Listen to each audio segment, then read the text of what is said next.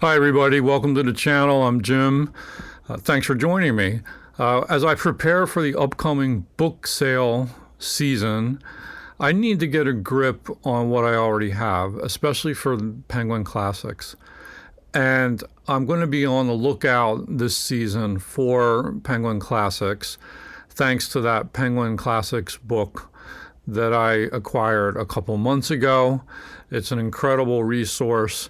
It's like a Sears catalog for all the Penguin Classics, or at least the ones that cover from the ancient times all the way up to the early 20th century. And I decided, in order to properly prepare for this, I needed to reshelve all my Penguin Classics in one place, and also Penguin Modern Classics, of which I only have a few. The Penguin Modern Classics look like this. I only have about 3 or 4 or 5 of these, and most of them are these old Penguin Classics. But anyway, I wanted to get them all in one place.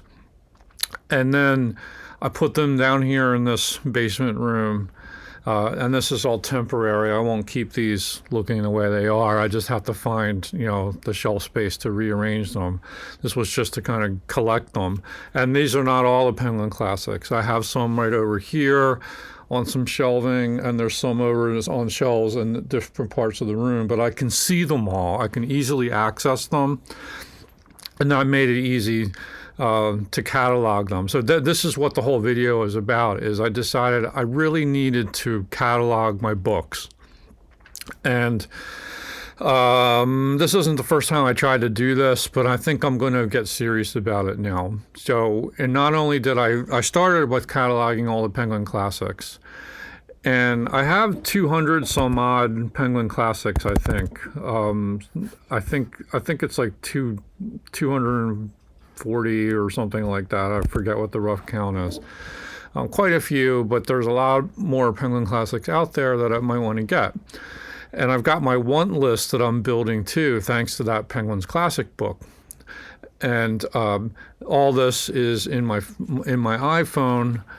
I made a note and using the Notes app here, and then I can easily dial that up when I'm out at a book sale or a book fair. So anyway, I decided to catalog the book collection, and I wasn't sure how to go about it.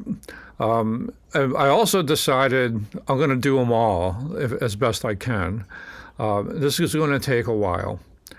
And a few years ago, I cataloged all my records, my record collection, and I have 2,000 or 3,000 records and CDs. And I used a wonderful website to do that cataloging called Discogs, Discogs, discogs.com.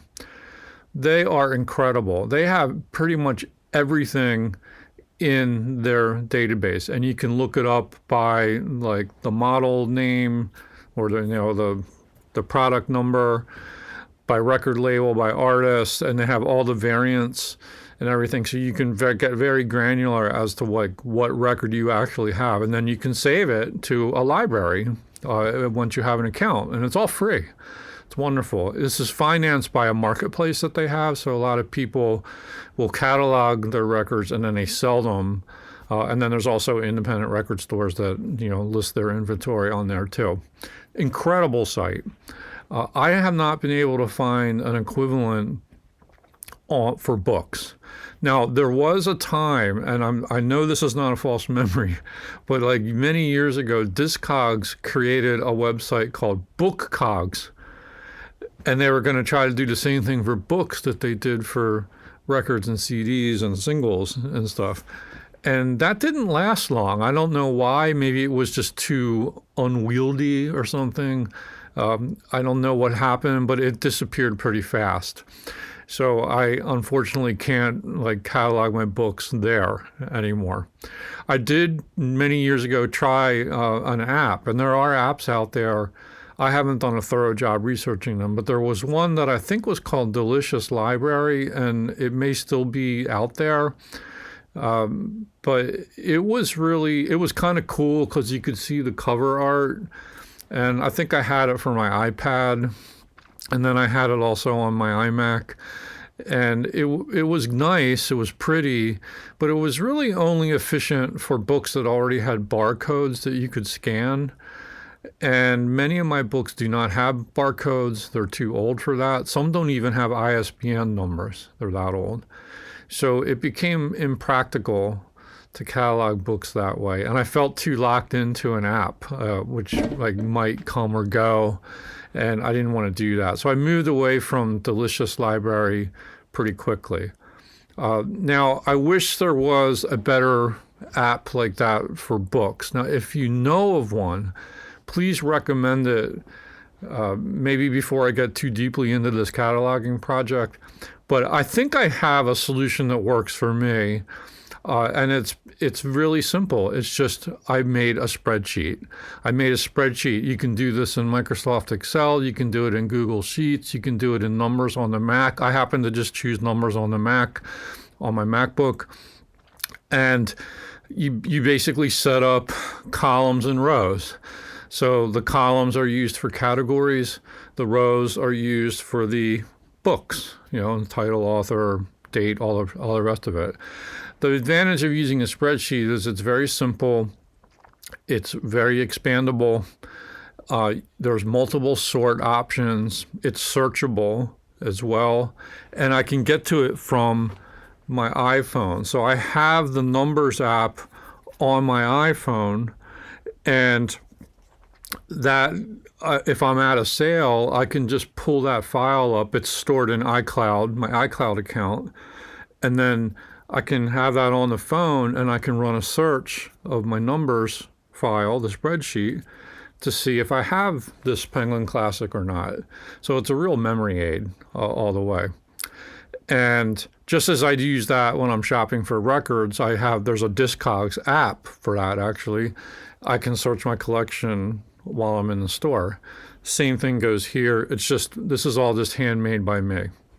So what I want to do is show you how I've set up my spreadsheet and give you some ideas for doing that. If you have some suggestions for improvement, let me know. Tips that work for you. But we'll do a quick little rundown of what the spreadsheet actually looks like. So let me show you how I've set up my books library spreadsheet in Numbers. We have categories along the columns. So I have author, name, title, publisher, design series, format, date of publication, the era, which is like the historical period, any extra information, notes. So if I have a particular translator I want to note, I can put that in there, editor notes. Read is what I think whether I read it or not. Location and acquisition date. So this could come in handy too, where I just want to, for any new books I get this year, I can put that in and see what I bought when. Location could be shelf location for it or the room location. But the main reason for making this spreadsheet was to catalog my Penguin Classics. So as you scroll down through here, you'll see, we'll get down to the Penguins.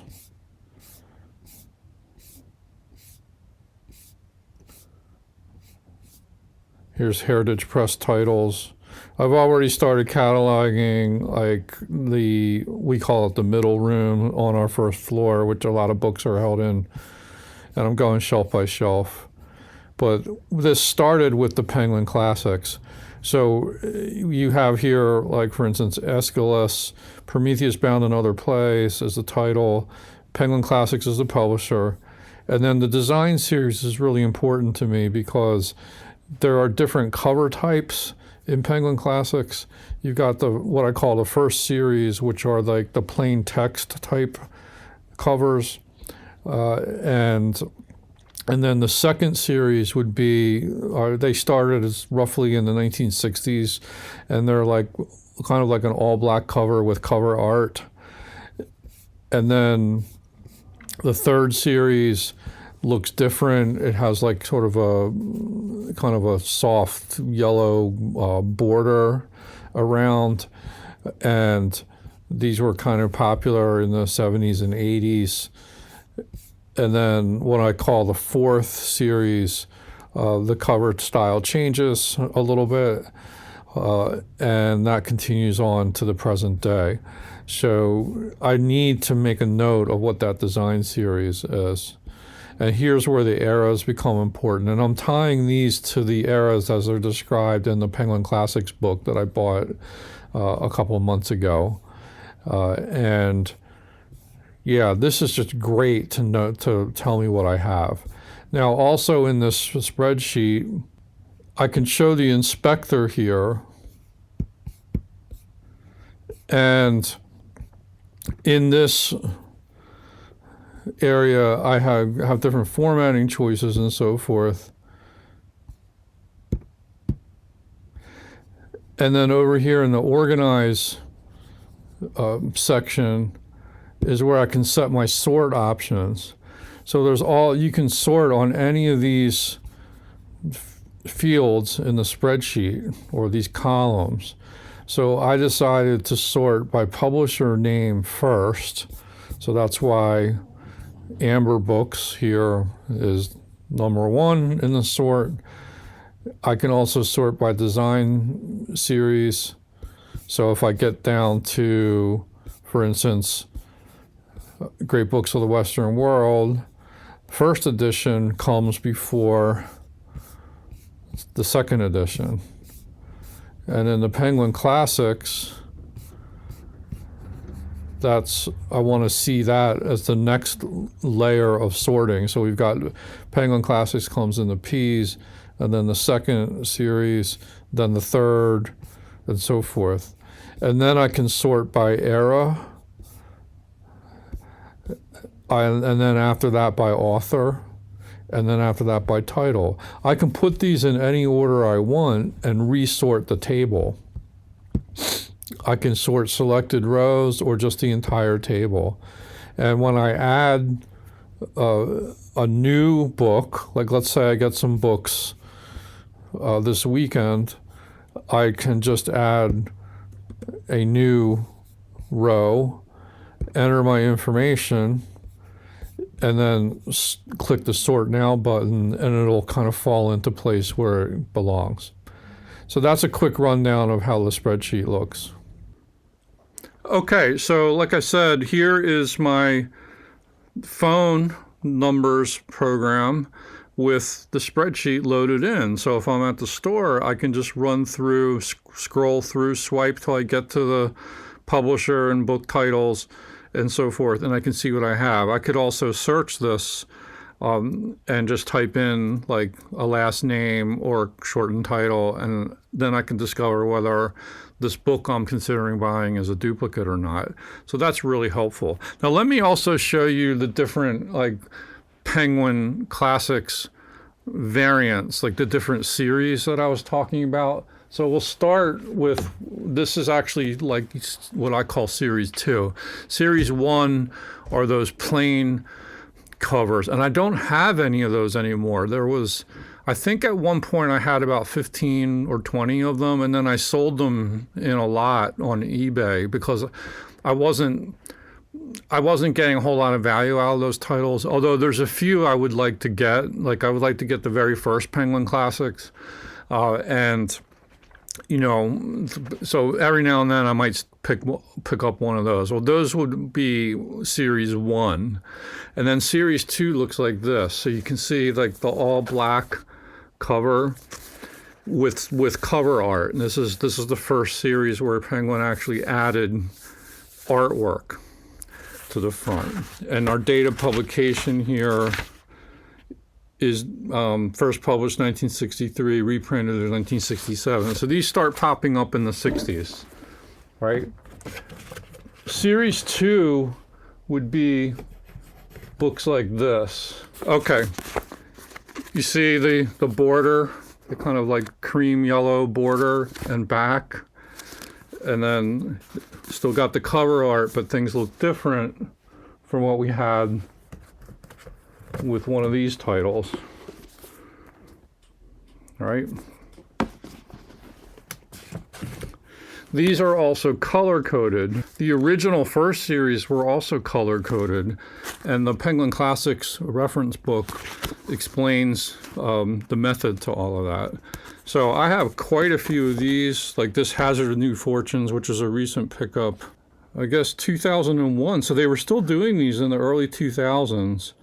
You see a lot of these from the 80s. So let me pick another one out here. Here's David Copperfield. And this one goes back to this is 1990s, 1996. So the 80s and the 90s. That would be the series 3 in my spreadsheet. And then books like this would be series 4. So you see how the things are different. We've lost the color coding, number one, those color bands. And now we're back to like, well, actually this is different too because, all right, maybe I'm gonna have to edit my spreadsheet a little bit. You see a couple different, even though these have the same kind of spine, we've lost the yellow border on titles like this. So I might need to go back and like do some edits on this, but I kind of just consider these all about the same series. Where now we have something different, something completely different. And then there are some variants on this too. So you can see like this is Fernando Pessoa, The Book of Disquiet. There are some subtle differences here in like text color. We have orange being used here, we have black being used here. The spines look a little bit different. And these are going to all be more recently published Penguin Classics. So The Book of Disquiet is 2001. This one, Secret Agent by Conrad, 2007. So as you get into the early aughts, the penguins start to look like this. So I want to have that information in my spreadsheet, which is why I have that like series column, so I can know what I have. Because sometimes what happens is an earlier series edition might have one translation and then they reissue it later in a later series and it has a different translator. And that can all be explained in my notes fields. So that is basically the reason why I began this spreadsheet, and now I'm just building it out to include as many books as I can. There are so many shelves in this house, so this is not going to happen all right away. And I have to be very careful about not moving books around too much, or else I'm going to get very muddled and there's going to be like duplicate entries. But all that could be sorted through and cleaned up down the line. So anyway, let me know what your best practices are for cataloging your books. Do you have a method that works for you? Do you have an app that you use? Software? Do you have a certain way of setting up a database or a spreadsheet? Share your knowledge in the comments, and if you have any questions about how I've set my thing up, I'd be happy to answer them. And I'm really excited because tomorrow I'm going to be going to the first major book sale of 2025 in my area. I keep my scope pretty limited just to this little region here. I'm going to be going to the Unionville High School book sale in Chester County. I went there a year ago and made a video about it. It's a big sale. I'm going to get there bright and early, 8 in the morning, and I hope to find some cool stuff. So maybe I'll have a book haul video or I'll do a vlog of my adventures. And I hope to be seeing you very soon. Thanks for watching. Bye-bye.